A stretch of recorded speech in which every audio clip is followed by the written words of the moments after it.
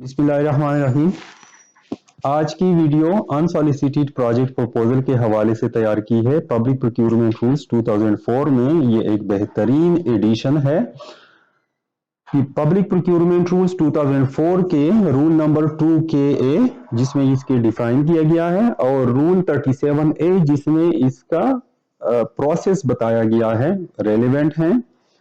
Definition में इसको हम आसानी के साथ इस तरह डिफाइन कर सकते हैं कि अनसॉलिसिटेड प्रोजेक्ट प्रपोजल एक ऐसा प्रपोजल होता है जो किसी इनफिरादी शख्स या एजेंसी मतलब बिडर की तरफ से बगैर किसी रिक्वेस्ट के मौसूल होता है। मतलब ये कि एक प्राइवेट बंदा या कोई फर्म किसी सरकारी इदारे के लिए एक प्रपोजल बनाकर जमा कर सकता है खुद से, बेशक इस काम के लिए टेंडर या रिक्वेस्ट ना किया गया हो प्रोक्यूरिंग एजेंसी मतलब गवर्नमेंट इदारे की तरफ से। ये प्रपोजल एक सरकारी इदारा दूसरे सरकारी इदारे को भी जमा कर सकता है। इस प्रपोजल के कुछ लवाजिमात हैं जो कि ये हैं। सबसे पहले ये प्रपोजल मुनफरिद हो, यूनिक हो और इनोवेटिव हो। नंबर 2, ये किसी रिक्वेस्ट के जवाब में ना हो, मतलब किसी टेंडर या रिक्वेस्ट फॉर कोटेशन या रिक्वेस्ट फॉर प्रपोजल वगैरह के जवाब में ना हो। मतलब सरकारी इदारे ने इसके लिए कोई रिक्वेस्ट ना की हो, टेंडर ना किया हो, बल्कि ये अपनी तरफ से किसी फर्द या फर्म में जमा किया हो।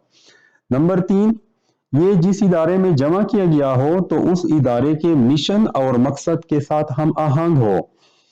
नंबर 4, ये मुसाबकती अमल के ताबे हो, मतलब इस पर दूसरे फर्म्स वगैरह के साथ कम्पिटिटिव बिडिंग होना अभी बाकी हो। तो इसका जो प्रोसेस है इसको थोड़ा सा डिटेल के साथ देख लेते हैं। इसके 3 स्लाइड्स हैं और इसको मुकम्मल देखें, समझने की कोशिश कर लें। इसका प्रोसेस कैसे होता है, यहाँ से हम स्टेप 1 पे शुरू करते हैं। सबमिशन, सबसे पहले स्टेप में इसकी सबमिशन होती है कि एक फर्म या इनफिरादी शख्स एक प्रपोजल बनाकर सबमिट कर लेता है।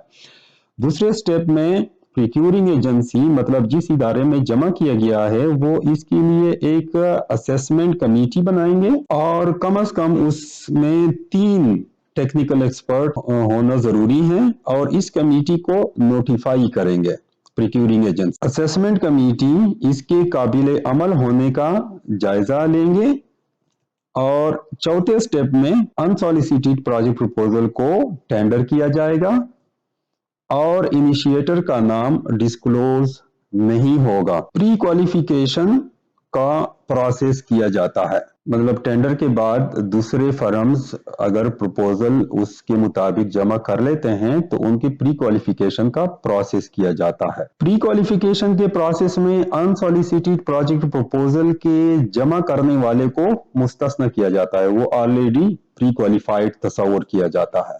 नेक्स्ट 7th स्टेप में जमा करने वाले को इजाफी अहमियत दी जाती है, वेटेज दी जाती है, 5% मार्क्स या वेटेज एक्स्ट्रा मिलता है। 8वें स्टेप में कॉन्ट्रैक्ट अवार्ड होता है।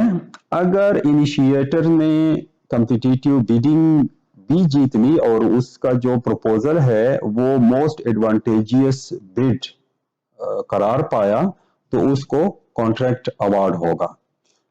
इसमें अगर कोई दूसरा नहीं आया, किसी और ने प्रपोजल जमा नहीं किया तो उस हालत में भी इनिशिएटर को कॉन्ट्रैक्ट अवार्ड किया जा सकता है।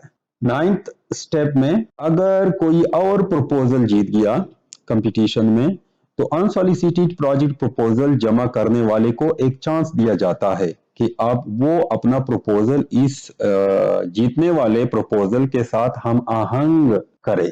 अगर इनिशिएटर उसको हम आहंग कर ले तो कॉन्ट्रैक्ट दिया जाएगा और अगर नहीं करता तो वो उसको रिफ्यूज करने का हक रखता है। इस दौरान उसकी जो बिड सिक्योरिटी होगी वो जब्त नहीं होगी। नेक्स्ट जो 11th स्टेप है वो है कॉन्फिडेंशियलिटी के हवाले से। इस सारे प्रोसेस में अनसॉलिसिटेड प्रोजेक्ट प्रपोजल को मुकम्मल तौर पर सीगा राज में यानी कॉन्फिडेंशियल रखा जाता है। 12th स्टेप में अनसॉलिसिटेड प्रोजेक्ट प्रपोजल के इनिशिएटर के इंटेलेक्चुअल प्रॉपर्टी राइट्स को खुफिया रखा जाता है, मतलब उनके जो प्रपोजल है उसको खुफिया रखा जाता है, लेकिन इसके इंटेलेक्चुअल प्रॉपर्टी राइट्स की जिम्मेदारी प्रोक्यूरिंग एजेंसी पे नहीं होगी। 13th स्टेप इसका ये है कि अगर इनिशिएटर ने रिटर्न में ना कहा हो तो उसका जो इंफॉर्मेशन है उसको डिस्क्लोज किया जा सकता है। अनसॉलिसिटेड प्रोजेक्ट प्रपोजल के फवाइद क्या हैं? तो इसमें दो पार्टीज इन्वॉल्व होती हैं, एक प्रोक्यूरिंग एजेंसी, दूसरा जो है वो प्रपोजल प्रोवाइडर है। तो इन दोनों के इश्तिराक से अनसॉलिसिटेड प्रोजेक्ट प्रपोजल पे काम किया जाता है और इन दोनों के लिए इसमें फवाइद हैं।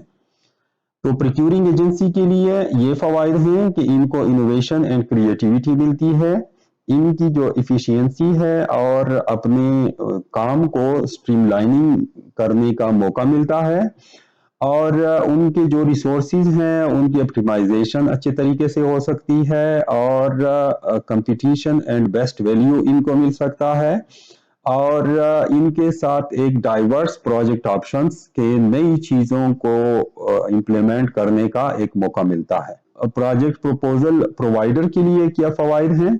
उनके इंटेलेक्चुअल प्रॉपर्टी राइट्स की प्रोटेक्शन होती है, प्रोजेक्ट इम्प्लीमेंटेशन अपॉर्चुनिटी मिलती है इनको, कोलैबोरेशन एंड पार्टनरशिप बढ़ती है, कम्पिटिटिव एज मिलता है इनको और डायरेक्ट इंगेजमेंट का मौका मिलता है। तो अनसॉलिसिटेड प्रोजेक्ट प्रपोजल को जो सॉफ्टवेयर डेवलपर्स हैं या सॉफ्टवेयर हाउसेस हैं वो बेहतरीन तरीके से इसको इस्तेमाल कर सकते हैं। किसी भी क्वेश्चन के लिए नीचे कमेंट्स में पूछ सकते हैं।